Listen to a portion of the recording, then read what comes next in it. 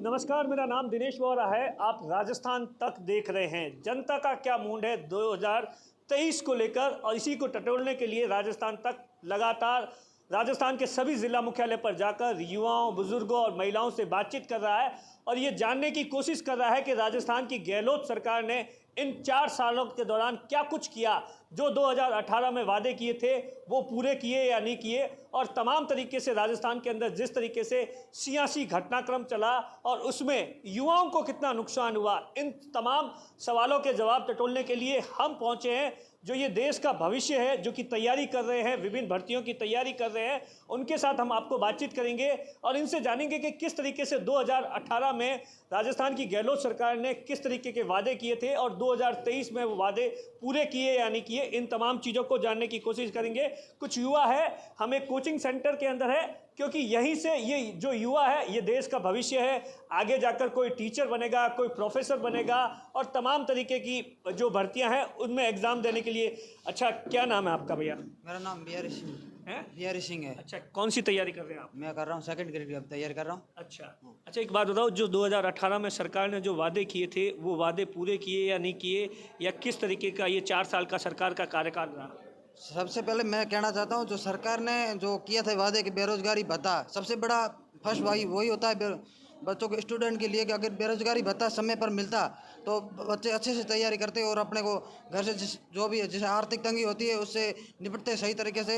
सबसे बड़ा तो ये इस पे गुमराह किया उन्होंने कई इसमें नीतियाँ लाई और कई चेंज किए उसने, कभी कभी किया, अलग अलग चेंजिंग की। और सबसे बड़ा दूसरा मैं कहना चाहूँगा कि भर्ती में अनियमितता बहुत जानबूझ के जो नेताओं का है, वो कुछ समय बाद फिर से चेंज कर देते हैं कि ऐसे करो फिर ऐसे करो। उसमें समय समय पर जो परिवर्तन करते हैं उससे स्टूडेंट को बहुत नुकसान होता है। अब देखो 2018 के बाद आज तक सेकंड ग्रेड की भर्ती 2018 में आई थी, अब 2022 हो रहा है और अब 23 में जाते हुए भर्ती होगी। तो अब देखो कितने साल हुए कि स्टूडेंट बैठे हैं। और इससे पहले भी देखो 18 में रीट हुई थी और रीट भी नहीं हुई 2 बार, बीच में वो भी फिर कैंसिल कर दिया। फिर उसके पीछे राजनेताओं ने अपनी रोटियां सेकी, उन्होंने अच्छे अच्छे इनकम की। बड़े बड़े नेताओं ने जो अपने पैसे कमाए, उन्होंने अपने मुताबिक जो एजेंसी थी उनको दी कि ये इसे अच्छा, एग्जाम एक करेंगे। बार सरकार ने जो कांग्रेस ने वादा किया था 2018 में बेरोजगारों को भत्ता मिलेगा, क्या आपने उसके लिए अप्लाई किया था? पहला मेरा सवाल है, बिल्कुल, क्या आपको मिला? नहीं मिला मेरे को। मैंने अप्लाई किया था, नहीं मिला मेरा। पहले बार मेरा कैंसिल हो गया, दोबारा मैंने किया, फिर वो और नियम निकाल दिए कि अब भेजना पड़ेगा आपको, वहाँ कुछ ऑफिस में काम करना पड़ेगा, वो भी अभी हुआ नहीं है। क्या मतलब गुमराह कर रही है सरकार? गुमराह, बिल्कुल गुमराह कर रही है सरकार गुमराह कर रही है। राजनीति में कोई भी पार्टी, मैं किसी पार्टी विशेष से नहीं कहना चाहता हूँ, बाकी कोई भी पार्टी कोई किसी का स्टूडेंट का नहीं सोचती है। वो सब अपनी अपनी रोटियां सेकते हैं और अपने अपने मतलब से करते हैं। वो कुछ चुनाव नजदीक आते हैं तब अच्छे अच्छे भाषण देते हैं कि हमने ये इतनी भर्ती, वो अपने काम गिनवाने स्टार्ट कर देते हैं और ऐसे नहीं बताते कि हमने ये काम नहीं किए। हमने जो बताए थे, पहले घोषणा की थी, उसमें क्या क्या बाकी रहे वो बताते नहीं है। जो किए हैं वो बताते हैं, हमने ऐसे किया, हमने ऐसे किया, ऐसे किया। जो भी अब देखो, अब राजस्थान सबसे पीछे है। जो भी बजट, जैसे अभी आज अखबार में सर्वे आई थी, उसमें सबसे पीछे राजस्थान है और राजस्थान सरकार तो सबसे नकमी सकवार। अच्छा भैया, आपका क्या नाम है? मोहनलाल सिया के मेरा नाम। अच्छा, आप कहाँ से आते हैं? मैं यहीं कौन से गांव से? बाड़मेर रहता हूँ और मेरा गांव छोटू है। अच्छा, गांव में जब वोट करने जाते हैं तो क्या कुछ मुद्दों के साथ वोट करते हो आप लोग या आपके परिवार के लोग? क्या वो 2018 में जो वादे किए थे वो पूरे हुए या नहीं हुए, और 2023 में क्या कुछ देखकर वोट करोगे? देखो, मैं तो एक स्टूडेंट होने के नाते भर्ती की अपेक्षा करता हूँ, लेकिन जो सरकार ये भर्तियाँ करवा रही है नहीं, ये समय पर पूरी नहीं करवा रही। ठीक है, अब आप देखिए, रीट 2018 के बाद नहीं हुई है, अभी तक पेंडिंग है, वो भी पेंडिंग है। और दूसरी मेरी मांग है कि ये ओबीसी वर्ग का जो लफड़ा है ना, इसका सरकार समय पर समाधान करे, हमारी यही मांग। बेरोजगारी भत्ते के लिए आपने अप्लाई किया था? बिल्कुल, मैंने अप्लाई किया था और वो मेरे आ रहा है। अच्छा, आपके आ रहा है? हाँ, अच्छा, 2023 में क्या कुछ मुद्दे होंगे? अब मुद्दा हमारा तो यही है कि भर्तियां समय पर हो और ये ओबीसी आरक्षण की जो विसंगतियां है ना, ये किसी भी हालत में दूर हो, नहीं तो हम इस सरकार को उखाड़ के फेंकेंगे। अच्छा, आपका क्या नाम है भैया? मेरा नाम लालाराम। कहाँ से हो आप? मैं बाड़मेर से। अच्छा, 2018 के बाद में 4 साल सरकार के हो गए, सरकार वापस चुनाव आ रहे हैं, किस तरीके से सरकार ने जो वादे किए थे वो पूरे किए या नहीं किए? सरकार ने वादे अभी तक पूरे नहीं किए हैं, विद्यार्थी हित के लिए खिलवाड़ा कर रही हैं, समय पे भर्तियां नहीं करवा रही हैं और भर्तियां में मतलब बच्चों को गुमराह बना रही है, कभी कोई छूट दे रही है, उनको आगे बढ़ा रही है, भर्तियाँ समय पर पूरा नहीं करवा रही है। अच्छा, ऐसा होता है कि भाई आप बताइए कि जब चुनाव आते हैं तब सरकार भर्तियां स्टार्ट कर लेती है, 1 साल पहले, 1.5 साल पहले, उससे पहले 3-4 साल तक कुछ नहीं करती, ऐसा ही कुछ होता है क्या? सर मेरा नाम जसवंत है। ये सरकारें आती जाती रहती है, ये सब ऐसे ही करते हैं। सबसे बड़ा मामला इस बार ओबीसी का रहेगा। 30 तारीख को हम गए, वहाँ पर उन्होंने कहा 48 घंटे में कर देंगे, और उन्होंने क्या किया, कमेटी बिठाई, किया ही नहीं। अगर इस प्रकार रहा तो अशोक गहलोत की सरकार को उखाड़ कर फेंक देगी। और एक हमारे और नेताजी है, उनका नाम मैं नहीं लेना चाहता हूँ, वो हमारे ही समुदाय से है, और उन्होंने भी ओबीसी के बारे में कुछ नहीं बोला। बेरोजगारी भत्ता है, वो किसी ने आवेदन किया तो उसके आ ही रहा है, और उन्होंने एक और डाल दिया इंटर्नशिप वाला। सबसे बड़ा मुद्दा इस बार ओबीसी वाला रहेगा। अगर ओबीसी वाले कर देते हैं तो सरकार रिपीट हो जाएगी, नहीं तो परिणाम भुगतने पड़ेगी। और क्या मुद्दे होंगे इसके अलावा? गांव से आप आते हो तो गांव वालों के लिए क्या कुछ चैलेंज है, ये बताइए आप थोड़ा सा। आप गांव किसान परिवार से आते हैं, किस तरीके के चैलेंज? गाँव के लिए एक सबसे बड़ी समस्या है, कृषि कनेक्शन नहीं मिल रहे। हाँ 2012-13 की फाइलें पड़ी है, हाँ। गवर्नमेंट नहीं दे रही है। और इस बार तो बिजली भी टाइम पे नहीं आई, कि कोयला नहीं है, ये नहीं है, वो नहीं, सब मैटर। और एक बेरोजगार रीट करवाई नहीं है, सेकंड ग्रेड 2018 के बाद ये करवा रहे हैं। बेरोजगारी भत्ता आ रहा है, किसी का यहाँ अटका हुआ है, अप्लाई करते नहीं ओबीसी में। सब कुछ मुद्दा रहेगा, सबसे बड़ा मुद्दा ओबीसी वाला रहेगा। अच्छा, आपका क्या नाम है सर? हेलो, कहाँ से आते हैं आप? खड़ीन यहीं बाड़मेर से। अच्छा, मुझे ये बताओ, इस बार राजस्थान के मुख्यमंत्री कल अशोक गहलोत ने यह दावा किया है कि जो बजट के अंदर घोषणाएं हुई थी वो पूरी हो गई है। गांव के अंदर इन 4 सालों में क्या कुछ विकास हुआ है? गांव में एक तो जैसे रोज़गार की बात करें तो ग्रामीण रोज़गार में जैसे नरेगा के तहत जैसे आमतौर पे रोज़गार मिलता है, तो वो रोज़गार देने की कोशिश की, और उसमें राजस्थान ने देश भर में अच्छा प्रदर्शन किया।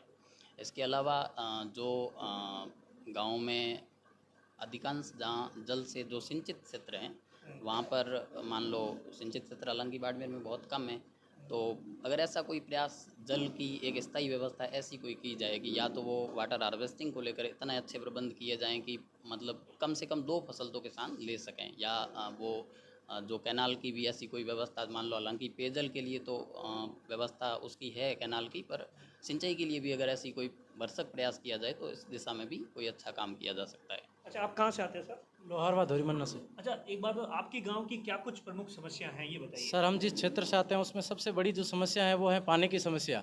पिछले 10 से 15 सालों में बीजेपी सरकार भी आई और कांग्रेस सरकार भी आई। दोनों सरकारों के इन खोखले वादों के मुताबिक हमारे इस क्षेत्र में विशेष रूप से जो नहरें आनी थी उसका 1 इंच भी है जो 2008 के बाद में 1 इंच भी है जो आगे नहर नहीं आ पाई। दूसरा बात है बेरोज़गारी को लेकर के, तो सरकारों ने बहुत सी घोषणाएं करी, बहुत से वादे किए और कुछ परीक्षाएं भी करवाई। जैसा कि भाई साहब ने कहा 2018 के बाद में अभी चाहे रीट हो या सेकंड ग्रेड एग्ज़ाम होना है, और रीट का जो एग्ज़ाम करवाया था दोनों लेवलों में से एक को तो पूरा बेच ही दिया था और एक को पूरा रद्द कर दिया था।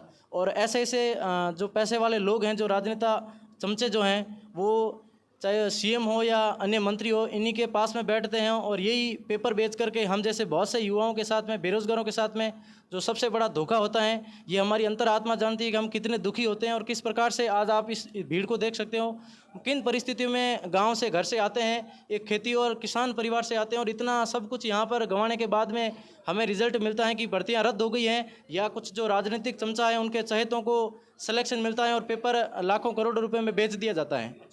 अच्छा, आप कहाँ से आते हैं? सर मैं नौगढ़ गांव से आता हूँ। गांव के अंदर क्या कुछ इन 4 सालों में विकास हुआ, ये बताइए। क्या कुछ समस्या है, गांव की समस्या बताइए। सर हमारा गांव का जो विकास हुआ है, सबसे बड़ा तो सर हमारे गांव में तहसील मुख्यालय खोला गया है। वो हमारे गांव में बहुत बड़ा तोहफा सरकार की तरफ से मिला। और हमारे गांव की समस्या सर पेयजल की समस्या है, और जो नहरी पानी आना चाहिए वो नहीं आया है, और आवारा पशुओं की भी खरीफ फसल खराब करते हैं, वो भी समस्या है। और हमारे युवाओं का जो मारवाड़ और शेखावटी का जो ओबीसी बेल्ट है, उसमें हमारा ओबीसी आरक्षण की जो विसंगतियाँ है उसको लेकर युवाओं में बहुत बड़ा रोष है। और अब सरकार के खिलाफ जो परिपत्र है 2018 का, 30 तारीख को हमारा प्रदर्शन भी था, तो उसमें जो सरकार ने आश्वासन दिया है कि हम परिपत्र में संशोधित कर देंगे, परंतु अभी तक ये संशय बना हुआ है कि वो परिपत्र प्रक्रियाधीन भर्तियों में लागू होगा या नहीं होगा, उसको लेकर हम अभी भी संशय में। और हम सरकार से मांग करते हैं कि उस परिपत्र को संशोधन करने के साथ साथ वो प्रक्रियाधीन भर्तियों में भी लागू किया जाए। अच्छा, मुझे एक चीज़ बताइए, गांव के अंदर बिजली कितने घंटे आती है? बिजली की बड़ी समस्या है या नहीं? वर्तमान के अंदर क्या कुछ स्थिति है? बिजली की सर काफ़ी समस्या है। मतलब 24 घंटे में 48 घंटे में 6 घंटे आनी चाहिए, लेकिन 5 घंटे आती। अब बरसात नहीं हुई टाइम पे, सियालू सीजन में तो आती है, लेकिन अब इस बार नहीं आ रही। मैं तो गांव 2 महीने से गया नहीं, लेकिन कम ही आती है क्योंकि इस बार तैयारी करने के लिए आए। पहले तो खेती का काम है, बहुत कम आती बिजली। जैसे सियाले में तो आधा 6 घंटे, इस बार 4 घंटे 3.5 घंटे, वही 20 में कभी कभार आती। गांव में जो बेसिक सुविधाएं होती है, सड़क, चिकित्सा, बिजली, इनकी क्या स्थिति है? वो तो है ही, सड़कें टूट गई हमारे। वैसे मेरा गांव है जो वो शिक्षा की दृष्टि से काफ़ी आगे है, 5-7 स्कूल हैं, तो स्टाफ भी पूरा है। लेकिन सबसे बड़ी समस्या तो लंपी रोग देखो, इस बार कुछ किया ही नहीं सरकार ने। लंपी वाला भी फैक्टर है और बेरोजगार वाले भी, भाई साहब ने बताया, सब कुछ है। और सरकार तो वो आने वाला टाइम बताएगा किसको। और सरकार में एक बात ये जातिवाद फैक्टर भी रहता है बहुत। अच्छा, एक चीज़ बताओ मुझे कि जो अभी सियासी घटनाक्रम चला पिछले 10-15 दिन से, मुख्यमंत्री चेंज हो रहा है, इन सब का जनता पर क्या असर होता है? सरकार जो मंत्री कामकाज नहीं करते हैं, वो नहीं जाते हैं, तो ब्यूरोक्रेट काम नहीं करते हैं, तो इसको, इन सब चीज़ों को आप किस नज़र से देखते हैं? वो सर क्या है कि राजनेता है ना, वो अपने अपने पद प्रतिष्ठा के लिए आगे आते हैं, वो किसी जनता की नहीं सुनते हैं। और मैं शिक्षा के बारे में कहना चाहता हूँ सर, मेरा गांव आषाढ़ी है जो गिराब के पास पड़ता है, गढ़ा तहसील में। उसमें सर 12वीं तक स्कूल है और उसमें टीचर है सिर्फ 3 टीचर है सर, 3 टीचर है, जिसमें से सरकार तो कह रही है हम अंग्रेजी स्कूल है खोल। बिल्कुल सर कह रही है, पर टीचर नहीं है। 3 टीचर है, 3 टीचर है, वो दोनों 1-2 डेपुटेशन पे चल रहे हैं, तो 2 टीचर पढ़ाने आते हैं और स्टूडेंट 350 है। 350 स्टूडेंट है और 2 टीचर है पढ़ाते हैं। वो क्या, उनका क्या भविष्य होगा सर? देखो वहाँ से हम निकल के आते हैं और इतने परेशान होते हैं सर, फिर भी सरकार भर्तियाँ कराती नहीं टाइम पर सर। स्कूलों की क्या स्थिति? स्कूलों सर मैं मानता हूँ स्कूलों में सबसे बड़ी जो ग्रामीण स्तर में जो वर्तमान में ये मॉडल जो अंग्रेजी स्कूल खुल रहे हैं, सही मायने में देखा जाए तो अभी स्कूलों में सरकार ने ये आनन फानन में, या तो हो सकता है आने वाले समय में वोट जो अपनी 23 में सरकार रिपीट करना चाहते हैं, मुझे नहीं लगता कि ये सरकार वापस रिपीट होगी। जिस प्रकार से राज्य में सरकार को लेकर के आपसी जो मतभेद चल रहा है, जो आपसी एक संघर्ष चल रहा है पायलट और गहलोत खेमे के बीच में, और इससे जाहिर सी बात है कि राजस्थान अपने आप में पूर्णतः अस्थिर सा है। चाहे वो बेरोजगार हो, चाहे वो किसान हो, चाहे वो बिजली की समस्या हो, चाहे वो लंपी वायरस हो। उससे पहले 2 साल पहले जब कोविड चल रहा था, तो इन तमाम मुद्दों को लेकर के देखा जाए तो राजस्थान की वर्तमान जो गहलोत सरकार है, वो हर मुद्दे पर, हर वादे पर कहीं ना कहीं असफल होती जा रही है, चाहे वो ग्रामीण क्षेत्र में हो, चाहे शहरी क्षेत्र में हो। अब देखिए, ये जनता की राय है, ये युवा है जो देश के भविष्य है, जिनका साफ तौर पर यही कहना है कि जिस तरीके से पिछले 3-4 सालों से सरकार के अंदर अस्थिरता रही, उसका खामियाजा 2023 में कांग्रेस को भुगतना पड़ेगा। और गांव के अंदर स्कूल से लेकर बिजली से लेकर तमाम मुद्दों पर क्या कुछ स्थिति है, युवाओं ने अपनी राय रखी। दिनेश बौला, बाड़मेर, राजस्थान तक।